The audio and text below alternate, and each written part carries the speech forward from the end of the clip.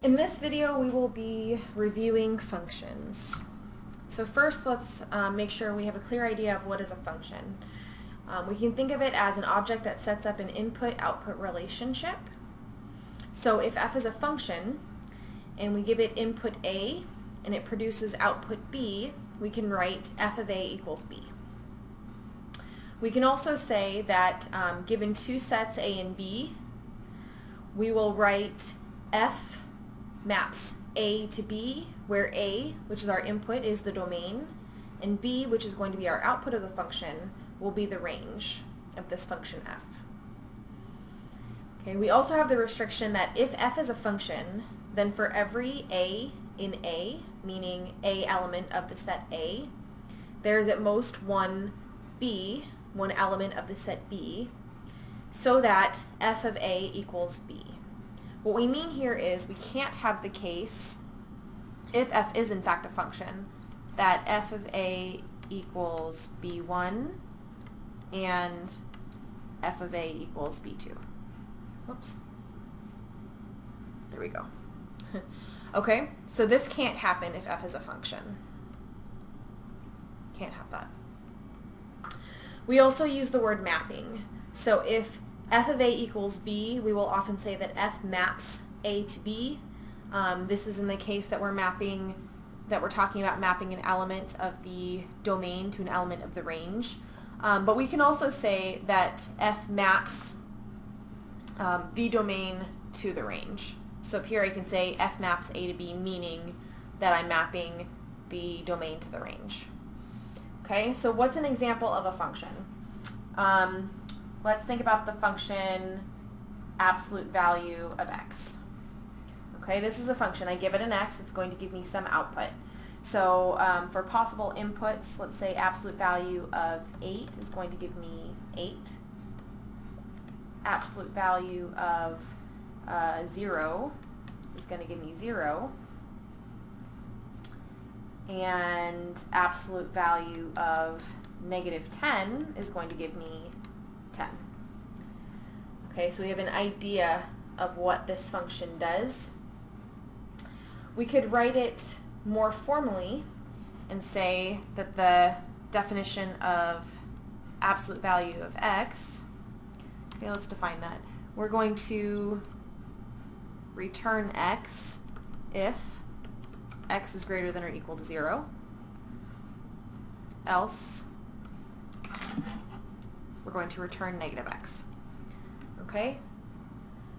And this is our definition, right? So does this match what we've done? Well, we've said as long as x is 0 or greater, just give me back x. If I give you an input that's 0 or greater, then my output should just be the same as my input. Give me back x. However, if my input is strictly less than 0, give me -x. Okay? So that does match our definition of absolute value. We can also say here, so we need to say what are these sets? What is the domain and what is the range? Well, we could say that absolute value, abs, is going to map from the integers to the integers. Okay, we could say this and we would not be incorrect. Right, there's nothing in the range in this example, in how we've done it here. If I give you an integer into the function, it's never going to give me back a real number. Okay. However, we will note here that a function doesn't need to use every value in its range, not in the general definition of a function. So, for example, in the integers, we also have all these negative integers. So absolute value of x is never going to give me, say, -50. I'm never going to get -100. I'm never going to get a negative value out of the function, right? So there are many numbers in the range that are never going to be used. There are many elements in the range that will never have an element from the domain mapped to the range, that element in the range, and that's okay. If we wanted to, knowing this, what we know about this function, we could restrict the range. We could say that it maps the integers, it maps z to z star, which is another way for writing the non-negative integers. So we could say that, but the way we said it before was fine. it's not incorrect. Okay, so what is a total function? A total function is a function that's defined for all possible input values. So if we think about our picture here, we didn't draw a picture before, but we are going to draw a picture now. So if this set is A, so I'm using A to denote my domain, but it could have been anything, and B is my range, and I have some function f, so f is going to be mapping elements from A to B.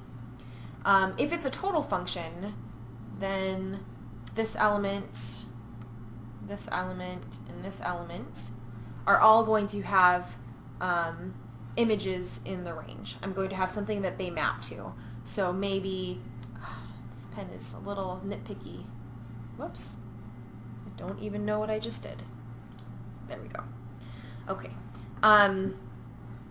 So if I have these three elements in my domain and f is a total function, then they are going to have something over here that they map to. Okay?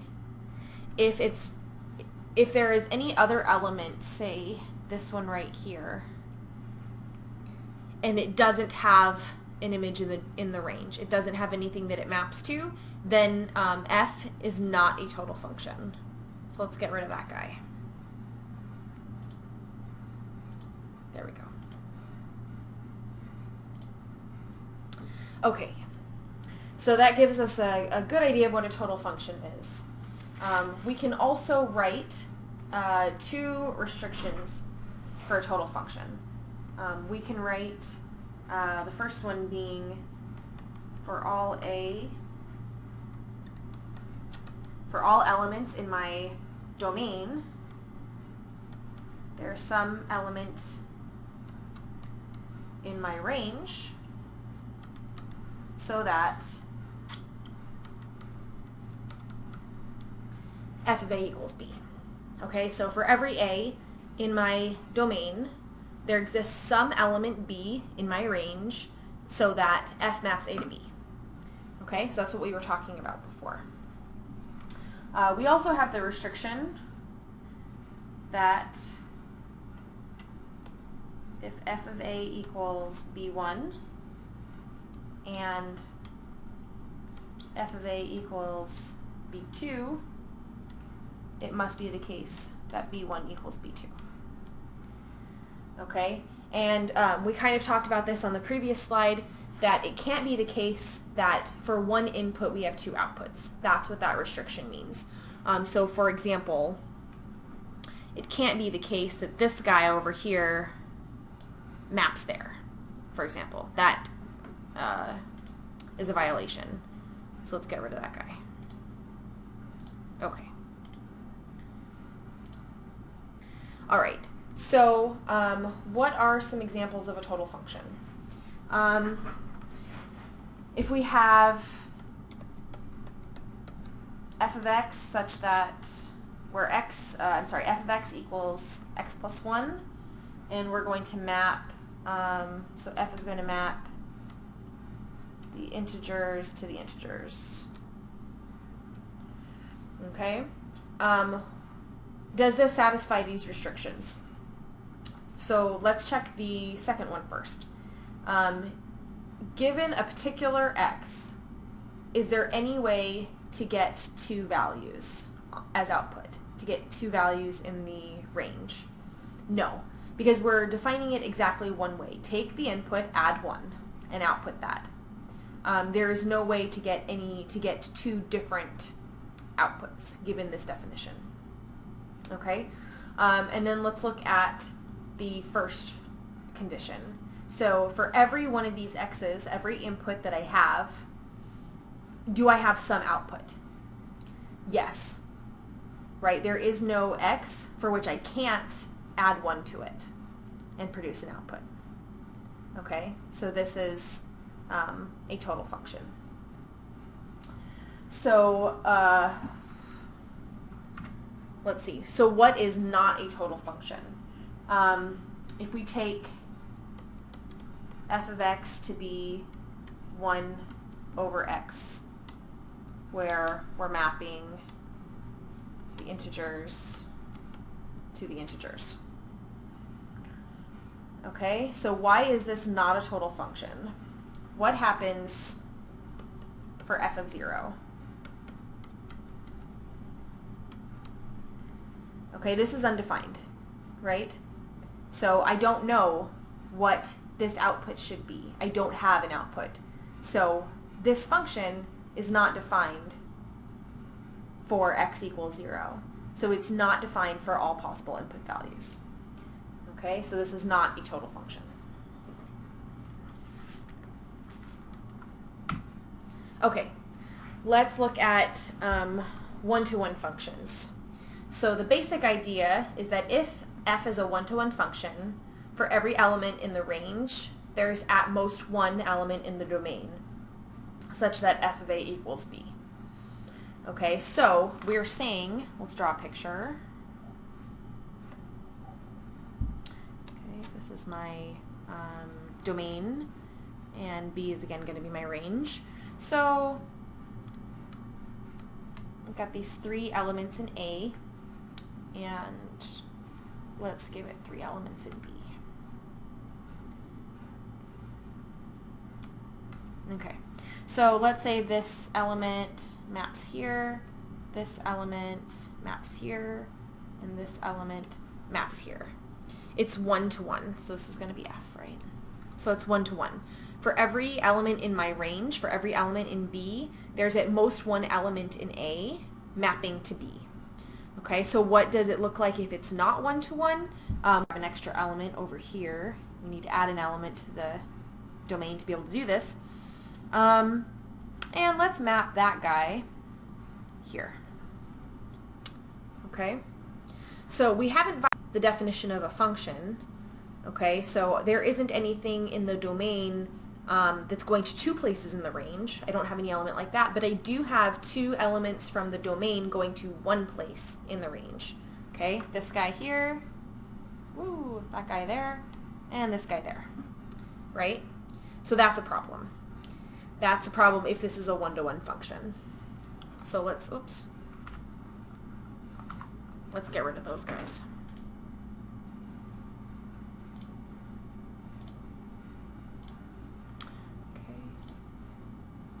All right, so now it looks like a one-to-one function again. All right, so mathematically, we can also write that x1 not being equal to x2 is going to imply that f of x1 is not equal to f of x2.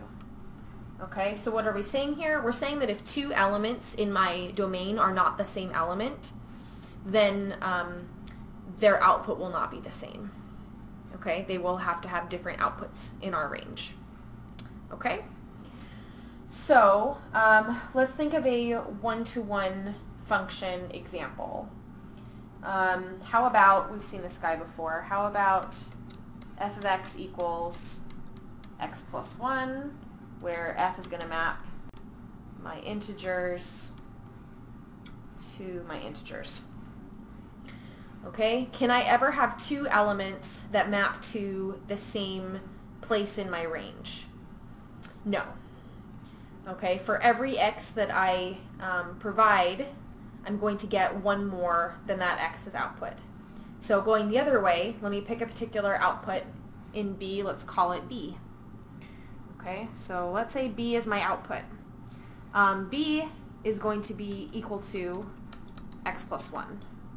Okay, which means, what does this A have to be? 1 less than B, right? So A, or x here, is 1 less than B.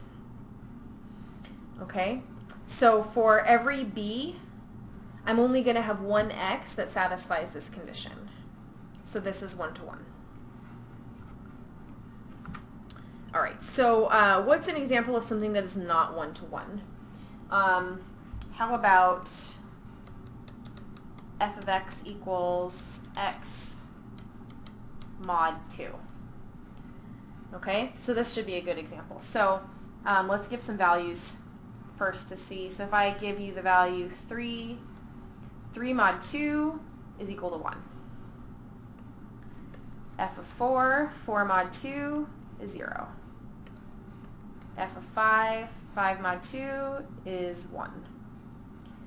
Okay, so if I have my picture here and I have 3, 4, and 5, okay, this is my, I'm always going to call my domain A just to keep things clear. Alright, 3 map to 1, 4 map to 0, 5 map to 1. Okay, so we have two elements in our domain that have the same, that map to the same element in the range. Okay, so it is not 1-to-1. Alright. And in fact, this would work for any mod, because at some point, as long as your domain is big enough, at some point you're going to have some element mapped to the same element. And you guys can play with that and make sure you agree that that's going to happen. Okay, so let's also look at OnetoOne functions. So what is an OnetoOne function? For every element in the range, there's going to be at least one element in the domain such that f of a equals b. Alright, so let's look at a picture.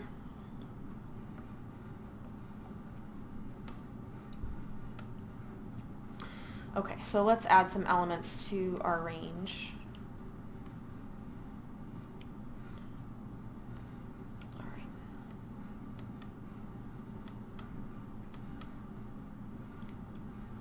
Alright, so we're saying for every element in our range B, we're going to be able to find at least one element in the domain that's going to map to that element. So let's add some mappings. Let's map this guy to this guy. Let's map this guy to this guy. Let's map this guy to this guy. And let's map this guy to this guy. Okay, so something we immediately notice is this is not 1-to-1, but it's still onto. Okay, every element in the range has some pre-image, has something in the domain that maps to that element in the range. Okay, so if I want to make this not onto, all I need to do is add an element here. Right? So now I have some element in my range that doesn't have anything in the domain mapping to it. Okay, we're going to call this mapping F. Okay? So that's the idea of our OnetoOne function. We can make this precise by saying for every B in B, there exists an A in A such that f of A is equal to B. Okay? Oh, let me get rid of this one so it doesn't look like I'm saying that this is onto. There we go. Now it's onto. Okay. So let's look at an example. A great one is one that we actually just saw. So f of x being equal to x mod 2. Okay, since we know, and in this case actually, one thing I do need to do is restrict my range, right? So if I say that f is going to map, let's map integers to the set 0, 1, then I know for a fact this is going to be onto. Okay, we just saw the example, so let me just flip back. Okay, here, just taking the numbers 3 and 4 will already make this onto. Right, and then 5 is going to go to 1, 6 is going to go to 0, 7 is going to go to 1. So we can see we're definitely going to cover all of the elements in the range. Okay, if I make this restriction, that my range is the set 0, 1. Okay, so particularly if I make the range, let's just make the range Z, is this still onto? No, right? Because I can give you a number 5, right? 5 will never, is an element that would be in the range then, and isn't going to be any element in the domain that will ever map to 5. Okay, so I can give you an example, and so we can see it's not onto.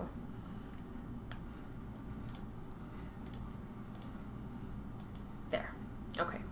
Let's try another example. So how about, how about f of x is equal to the absolute value of x? Okay. Well, is it onto? It is if I specify my domain and range. Ooh, it's getting crazy down there. My domain and range correctly. So if I map from the integers to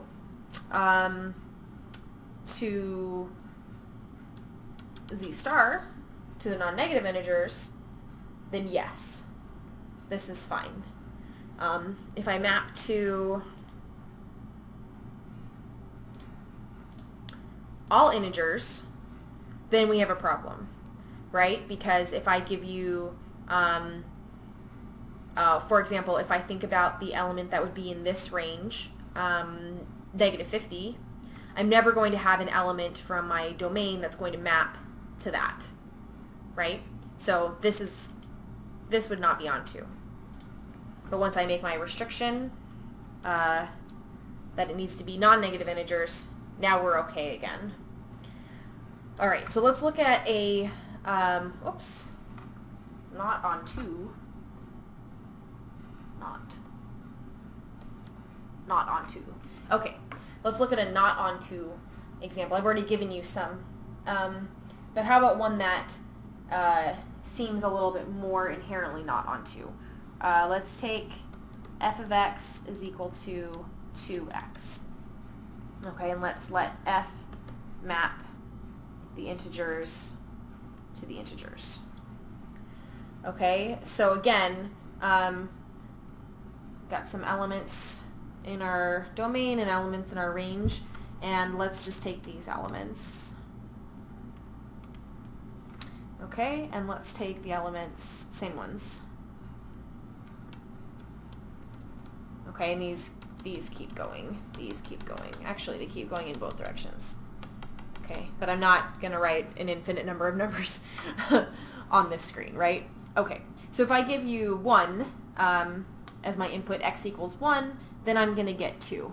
2 times 1 is 2. If I give you 2, I'm going to get 4. If I give you 3, I'm going to get 6, which is going to be about here. If I give you 4, I'm going to get 8, which is about there, right? So here, these guys won't have anybody from the integers mapped to them, right? If we get into real numbers, then we're again going to potentially, depending on how we set up our domain and range, we could make it onto, but for this domain and this range, we're never going to have anything mapped to 1 and 3. We're never going to have anything mapped to 5, 7, 9, right? Because that's what the function does. It gives you an even number no matter what you give it, right? 2 times x. So this one is not onto.